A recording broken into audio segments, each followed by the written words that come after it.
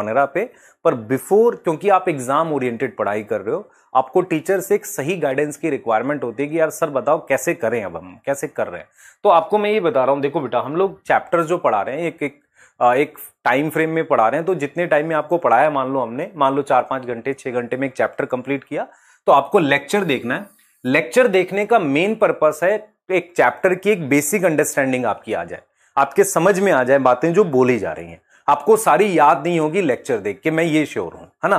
तो ये वो स्ट्रेटेजी कि आपने एक बार लेक्चर देख लेना है, ठीक है, आपने क्वेश्चन सॉल्व कर लिए, मान लो डीपीपी बना ली, साथ में आप पीवाईक्यूज भी बना लो, ये दो चीजें हैं जो आपने क्वेश्चन सॉल्व कर ली। उसके बाद आपने क्या करना है, इसको पीवाईक्यूज करने से पहले ऑल्दो एनसीईआरटी से भी पढ़ना है, तो एनसीईआरटी का लेक्चर भी मैं दे सकता हूं, मतलब मैं आपको ये तो लेक्चर दे ही रहा हूं, इसके अलावा एनसीईआरटी की रीडिंग वाला लेक्चर भी ग्रुप में डाल सकते हैं, आपके ऐप में मिल जाएगा वो आपको, वहां पे आप देख लोगे, ठीक है। तो हो गया, आपने ये दो तरह के लेक्चर देख लिए। इसको देखना जरूरी नहीं है, अगर आपको एनसीईआरटी की सारी लाइनें समझ आ गई हैं तो ये देखना कंपलसरी नहीं है, ये आप उन्हीं लाइनों के लिए देखो जो लाइनें आपको डिफिकल्ट लगी, ठीक है। ये भी हो गया, बहुत बढ़िया।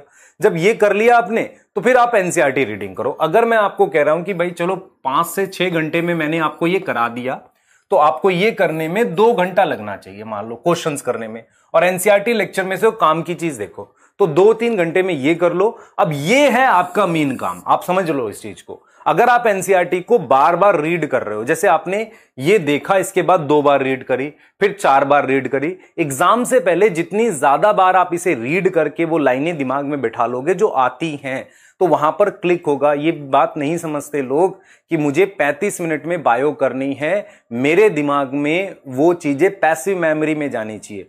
पैसिव मेमोरी में जाने के लिए बार बार रिवीजन होना चाहिए। अगर बार बार रिवीजन के लिए मुझे उस चीज को बार बार पढ़ा हुआ होना चाहिए, तो ये आपके दिमाग में जाएगा। क्लियर होगी बात? तो ये बिल्कुल एकदम एग्जैक्ट मैं क्लियर हूं कि जितनी ज्यादा बार, इसीलिए क्या होता है बेटा कि जब भी आप किसी बड़ी कोचिंग्स में ऑफलाइन में बात करेंगे, तो वो बताएंगे आपको कि हमने आपको 1 साल 2 साल जो पढ़ाया वो बढ़िया था, आपको समझ आना चाहिए, लेकिन लास्ट मोमेंट पे जाकर आपको अपने टाइम को किधर लगाना है, आपको इधर लगाना है ना।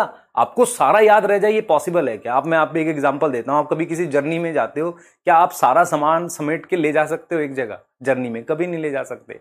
दूसरा बेटा, आपको अपने सिलेक्शन के लिए काम कर रहा है ना, आपको सारा नहीं जानना, उतना जानना है जो आपके सिलेक्शन के लिए जरूरी। तो ये स्ट्रेटेजी रहेगी, हम आपको ऐसे करा रहे हैं, तो आपको इसको ध्यान से करना है, ठीक है बेटा।